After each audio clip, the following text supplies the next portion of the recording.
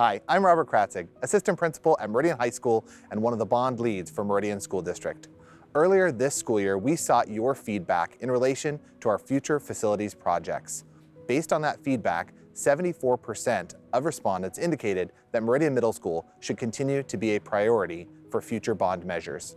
We reconvened our facilities task force in January to review that feedback, and they have unanimously recommended that we reissue a new bond measure focusing solely on Meridian Middle School. Through that feedback process, we received a number of questions that we want to answer for you so that we can provide factual information so that you can make an informed choice in the future. The biggest would be the seismic safety concerns for me. We don't want to think about the worst, but we live in an area where there's fault lines and the worst can happen here.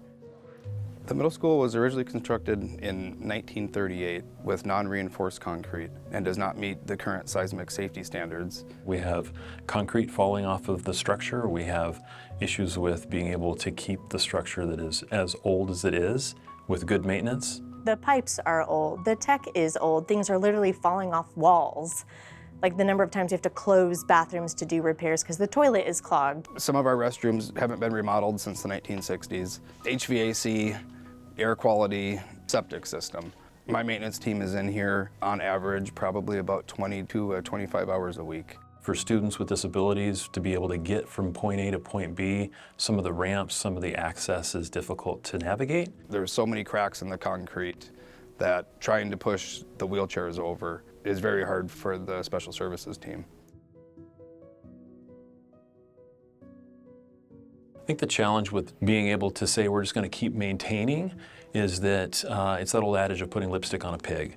You have infrastructure problems that just are not something that we can fix in a manner that is economically feasible. And we've outfitted a lot of spaces that weren't meant for STEM or the arts or special education to fit those needs. And teachers do a really good job, but there's just some barriers that they're not able to overcome. And then thinking about we're trying to make students ready for the workforce they're going into to collaborate and work on projects over extended periods of time.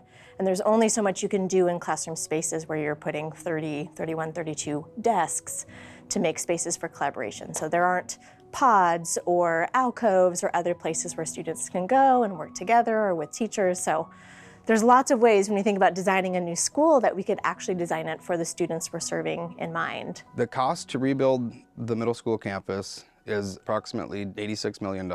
Due to the non-reinforced concrete and all of the upgrades that are needed, the cost to remodel would be approximately $76 million. Now that still doesn't solve the concern of the overcrowding at the elementary school. If we did a remodel, it would only be grades 6 through 8. If we transition to a 5-8 school in order to help with that overcrowding, you're able to pull a whole grade level out of the Irene Reither campus onto a newly built campus that can be purpose-built for that experience for our 5th graders. One thing that people don't really know is we used to have a 5-8 grade configuration for middle school here in Meridian. It's in other places as well. So when we think about bringing community members in to plan how we want to structure that, both the building itself and the programming, we can think about how do we maybe band 5-6 and then 7-8. So what is the entry to secondary education that might support students better than we currently do? For those who are concerned about it, what I'd want them to know is that we will approach that and the programming with student, staff, parent, community input so that anything that people are worried about, those fears can be alleviated and addressed.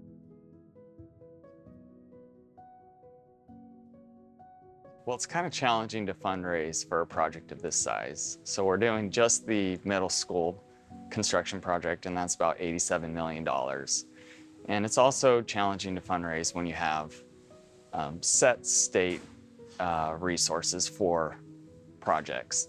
And so for construction projects for schools, there's 2 funding sources. There's the SCAP program, which is School Construction Assistance Program, which will provide us some of the money we need. So out of that 87 million, that'll provide us 16 million. And then the other remaining funding source is through voted bonds. And that's really the only option that the school district has. The difference between local levies and voted bonds is that levies are for learning and bonds are for building. And so your local levies, they pay for your ongoing costs. They're renewed every 4 years, and they pay for about a quarter of the district's operating budget. And then when you have a large building project like this one, $87 million, the only way to accomplish that project is to go out for voted bonds.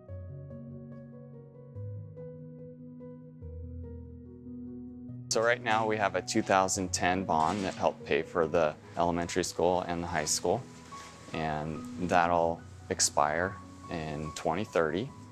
And we also have our ongoing local levy, which helps pay for the operating costs, and we have a technology levy that helps supply technology for our students.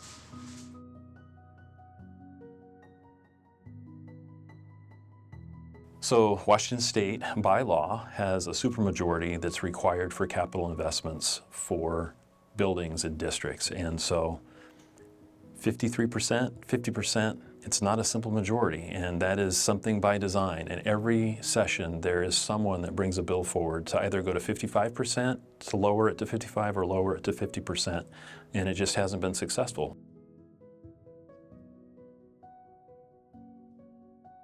You see, maybe a levy, and then you see a bond, and then you've got state one and state two, and so you see 4 things, or sometimes more depending on what district you're in, and those are all parts of how we fund our schools. But when states 1 and 2 come, those are state level, and then we receive that money back and more. So even though it is coming out of our community, it does come back to us, but we don't have any control over what rate that is or how that works. The cost for the actual school is only about $46 million.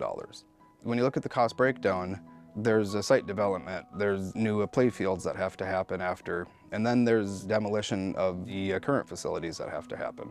The costs that we put forward include inflation up to the year 2027. If we were to build it today, it would be less expensive, but we can't operate that way. We have to go and do the bond, and so we have to forecast out so that we are able to say, we know what it will cost. We don't want to pass a bond and then have to come back to the community and say, oh, we didn't ask for enough.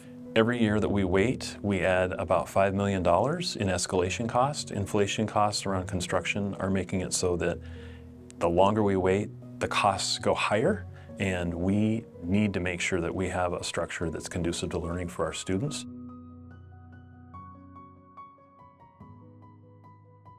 The Whatcom County Skills Center was approved by OSPI in September of last year, and what that does is it positions us as the district that will host a skills center for all of Whatcom County and even some of the surrounding counties for students to attend. That is a structure that has to be funded through the legislature. That does not include any local taxes. One of the pieces of the skills center is to open an early learning center that will house an early childhood education program. It is going to go where the district office is now, and so that means we need to stand up a new modular building, the most efficient, affordable way to have a district space that is also being funded by state legislature. It's not local taxes. We hope that this video has been able to answer your questions and provide you additional information. If you have any further questions, please feel free to reach out to anyone listed on the screen or visit our website. Thank you for watching, and go Trojans!